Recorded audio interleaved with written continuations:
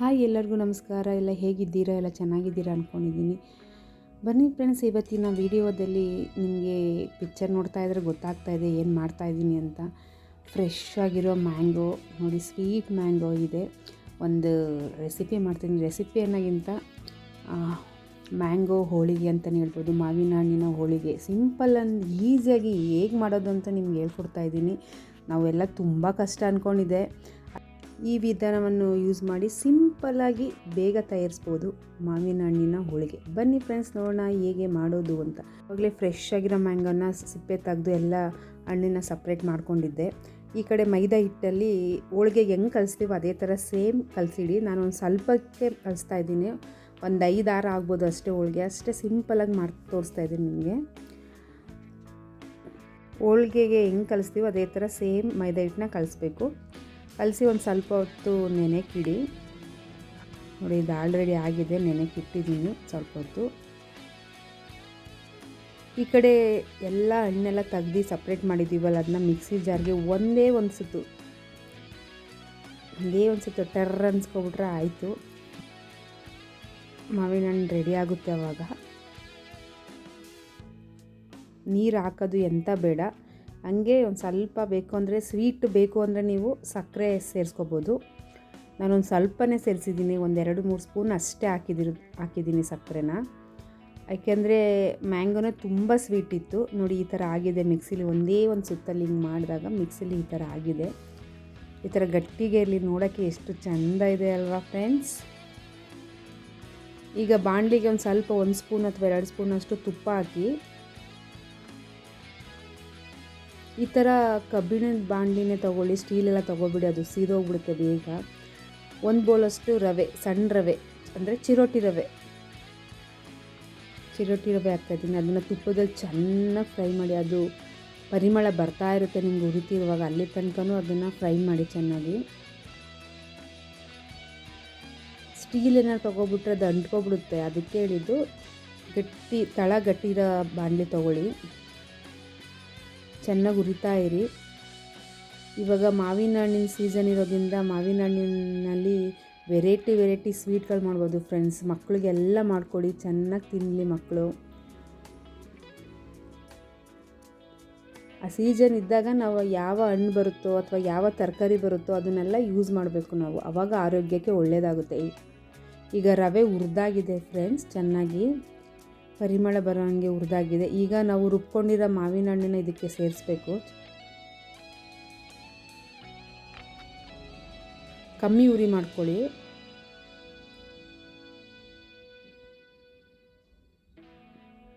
ಎಲ್ಲನೂ ಹಾಕಿ ಇವಾಗ ಚೆನ್ನಾಗಿ ಮಿಕ್ಸ್ ಮಾಡಿ ಫ್ರೈ ಮಾಡಿ. ಅದು ನಿಮಗೆ ಇವಾಗ ತೆಳು ಕಾಣಿಸ್ತಾ ಇದೆ ಅಷ್ಟೇ. ಅದು ಉರಿತಾ ನಿಮಗೆ ಗಟ್ಟಿ ಒಳ್ಳೆ ಲಾಡು ಥರ ಆಗ್ಬಿಡುತ್ತೆ. ಆ ಥರ ಅದು ಉರಿತಾ ಫ್ರೈ ಆಗ್ತಾ ಆ ಥರ ಆಗ್ಬಿಡುತ್ತೆ ಫ್ರೆಂಡ್ಸ್. ಬೇಕು ಅಂದರೆ ತುಪ್ಪ ಸೇರಿಸ್ಕೋಬೋದು.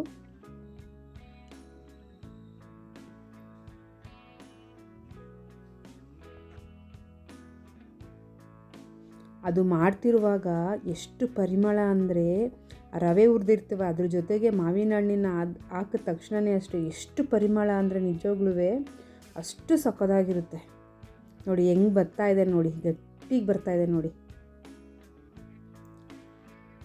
ಈಗ ಒಂದು ಸ್ವಲ್ಪ 1 ಲೋಟ ಅಷ್ಟು ಹಾಲು ಹಾಕಿ ಚೆನ್ನಾಗಿ, ಅದು ಕಾಯಿಸಿ ಆರಿಸಿರೋ ಹಾಲು.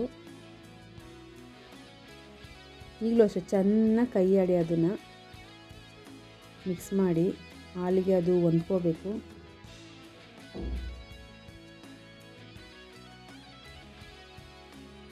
ತುಂಬ ಟೇಸ್ಟಾಗಿರುತ್ತೆ. ನಿಮಗೆ ಬೇಳೆ ಹೆಂಗೆ ಹೋಳಿಗೆ ಟೇಸ್ಟಾಗಿರುತ್ತೋ, ಅಂದರೆ ಬೇಳೆ ಹೋಳಿಗೆನೇ ಒಂಥರ ಟೇಸ್ಟ್, ಅದು ಸೂಪರು. ಇದು ಮಾವಿನ ಹಣ್ಣು ಹಾಕ್ಬಿಟ್ಟು ಮಾಡಿರೋ ಹೋಳಿಗೆ ಅಂತೂ ಸೂಪರ್ ಟೇಸ್ಟು. ನೋಡಿ ಹಿಂಗೆ ಆಗ್ತಾಯಿದೆ. ಹಾಲು ಹಾಕಿ ಎಲ್ಲ ಆದಮೇಲೆ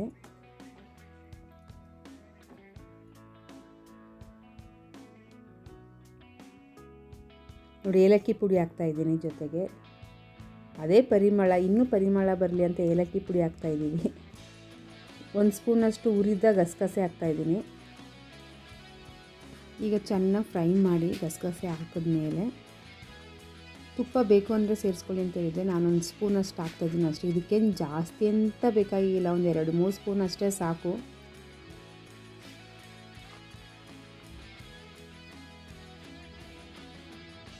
ನೋಡಿ ಹೆಂಗೆ ಗಟ್ಟಿ ಆಗ್ತಾಯಿದೆ. ಇದು ಆಲ್ರೆಡಿ ಆಗಿದೆ ಇವಾಗ. ಇದು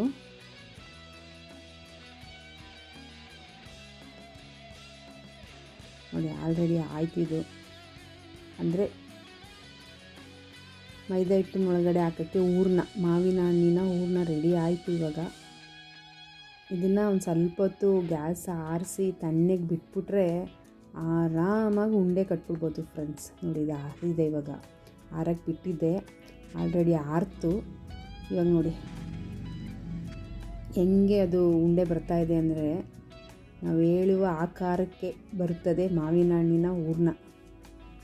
ನೋಡಿ ಎಷ್ಟು ಸ್ಮೂತು ಅಂದರೆ ಅಷ್ಟು ಸ್ಮೂತು. ಹಾಗೆ ತಿಂದ್ಬಿಡ್ಬೋದು, ಅದನ್ನು ತಿಂದರೂ ಏನೂ ಪ್ರಾಬ್ಲಮ್ ಆಗಿಲ್ಲ, ಚೆನ್ನಾಗಿರುತ್ತೆ. ಟೇಸ್ಟ್ ಮಾತ್ರ ಸೂಪರಾಗಿರುತ್ತೆ. ನೋಡಿ ಎಲ್ಲ ಚೆನ್ನಾಗಿ ಮಿಕ್ಸ್ ಮಾಡಿ ಉಂಡೆ ಮಾಡಿ ನೀಟಾಗಿ ಇಡಿ. ನಿಮಗೆ ಯಾವ ಸೈಜ್ ಬೇಕೋ, ದೊಡ್ಡ ಸೈಜ್ ಬೇಕೋ ಚಿಕ್ಕ ಸೈಜ್ ಬೇಕೋ ಆ ಥರ ನೋಡಿಕೊಂಡು ಹೂರಣ ಮಾಡಿಡಿ.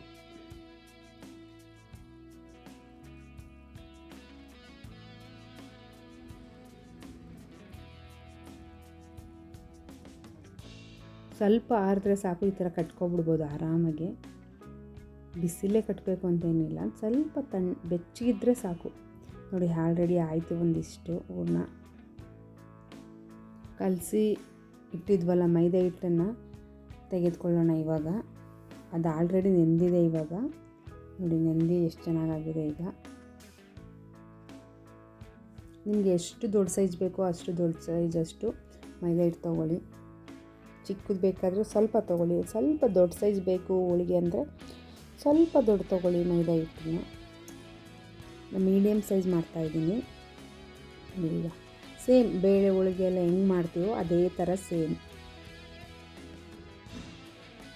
ಆಮೇಲೆ ಇದು ಕಿತ್ತು ಹೋಗಲ್ಲ, ಅಷ್ಟು ನೀಟಾಗಿ ಬರುತ್ತೆ, ಎಷ್ಟು ಚೆಂದ ಬರುತ್ತೆ ಅಂದರೆ ನೀವೇ ನೋಡ್ತಾ ಇರೋದನ್ನ. ನಾನು ಸಿಂಪಲಾಗೇ ಮಾಡ್ತೀನಿ, ನನಗೇನು ಅಷ್ಟು ಚೆನ್ನಾಗಿ ಮಾಡೋ ಹೋಳಿಗೆ ಥರ ಅಲ್ಲ. ನಾನು ಸಿಂಪಲಾಗಿ ನನಗೆ ಹೆಂಗೆ ಬರುತ್ತೋ ಹಂಗೆ ಮಾಡ್ತಾಯಿದ್ದೀನಿ ನಾನು.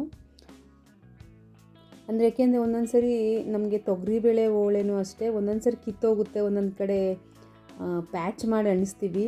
ಬಟ್ ಇದು ಹಂಗೆ ಬರಲಿಲ್ಲ, ನೀಟಾಗಿ ಬಂತು ಇದು. ಅಷ್ಟು ನಿಮ್ಗೆ ಎಷ್ಟು ಬೇಕಾದ್ರೆ ಅಗಲ ಮಾಡ್ತಾಯಿರಿ, ಅದು ಬರ್ತಾನೇ ಇರುತ್ತೆ, ಸ್ಪ್ರೆಡ್ ಆಗ್ತಾನೇ ಇರುತ್ತೆ. ಅಂಟ್ಕೊಳ್ಳೋದಾಗಲಿ ಕಿತ್ತೋಗೋದಾಗಲಿ ಆಗಲಿಲ್ಲ, ನನಗಾಗಲಿಲ್ಲ.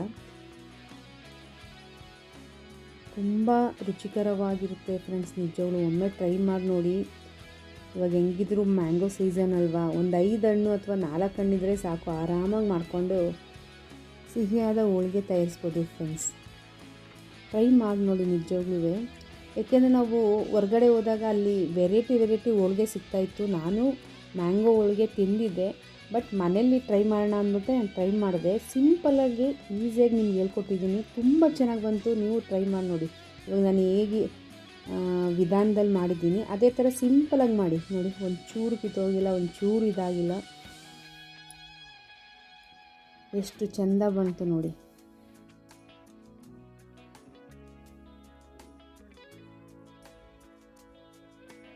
ತುಪ್ಪ ಹಾಕ್ತಾಯಿದ್ದೀನಿ. ಎಣ್ಣೆ ಬೇಕಾದರೆ ಹಾಕ್ಕೊಳ್ಳಿ, ತುಪ್ಪ ಬೇಕಾದರೆ ಹಾಕ್ಕೋಬೋದು.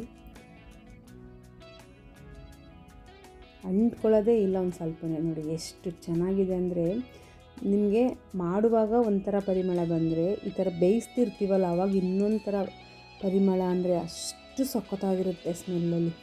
ಅದು ತಿನ್ನೋಕ್ಕೆ ಚೆಂದ, ನೋಡೋಕ್ಕೆ ಚೆಂದ. ಹೋಳಿಗೆ ಅಂದರೆ ನಮ್ಮ ಕರ್ನಾಟಕದವ್ರಿಗೆ ತುಂಬ ಫೇಮಸ್ಸು. ಅದುವೇ ನಮ್ಮ ಮಾವಿನ ಹಣ್ಣಿನ ಹೋಳಿಗೆ ಅಂದರೆ ಇನ್ನೂ ಬಿಡಬೇಕಾ ಹೇಳಿ?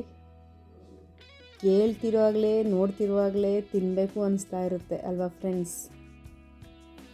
ನೋಡಿ ಇನ್ನೊಂದು ಹೋಳಿಗೆ ತಯಾರಿ ಮಾಡಿಕೊಂಡೆ. ರೆಡಿ ಆಯಿತು ಹೋಳಿಗೆ. ನೋಡಿ ಎಷ್ಟು ಚೆನ್ನಾಗಿ ಕಾಣಿಸ್ತಾ ಇದೆ ಅಲ್ವಾ ಫ್ರೆಂಡ್ಸ್? ನಿಮಗೂ ಆಸೆ ಆಗ್ತಿದೆಯಾ? ಮತ್ತು ಯಾಕೆ ತಡ, ಇವತ್ತೇ ಮಾವಿನ ಹಣ್ಣು ಮನೇಲಿ ಇದ್ದೇ ಇರುತ್ತೆ. ಎಲ್ಲರ ಮನೆಯಲ್ಲೂ ಈಗ ಸೀಸನ್ನು ಮಾವಿನ ಹಣ್ಣು ಇದ್ದೇ ಇರುತ್ತೆ. ತಗೊಳ್ಳಿ, ಕಟ್ ಮಾಡಿ ನಾನು ಮಾಡಿರೋ ವಿಡಿಯೋದಲ್ಲಿ ನೋಡಿ ಮಾಡಿ ತಿಂದು ಕಮೆಂಟ್ ಮೂಲಕ ತಿಳಿಸಿ ನನಗೆ ಹೇಗಾಯಿತು, ಹೇಗಿದೆ ಅನ್ನೋದನ್ನು. ಮಾವಿನ ಹಣ್ಣಿನ ಹೋಳಿಗೆ 3-4 ಮಾಡಿದ್ದೀನಿ ನೋಡಿ ಫ್ರೆಂಡ್ಸ್. ಇವಾಗ ಹೋಳಿಗೆ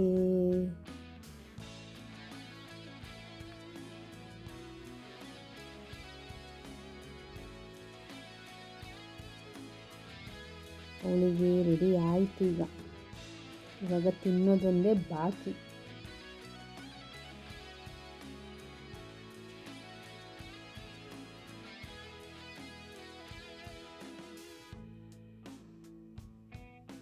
ಬಿಸಿ ಬಿಸಿ ಹೋಳಿಗೆ ರೆಡಿ ಆಯಿತು.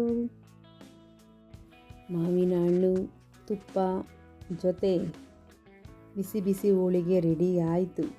ತುಪ್ಪ ಜೊತೆ ಸವಿಯೋಣ ಫ್ರೆಂಡ್ಸ್. ಬಿಸಿ ಬಿಸಿ ಮಾವಿನ ಹಣ್ಣಿನ ಹೋಳಿಗೆ.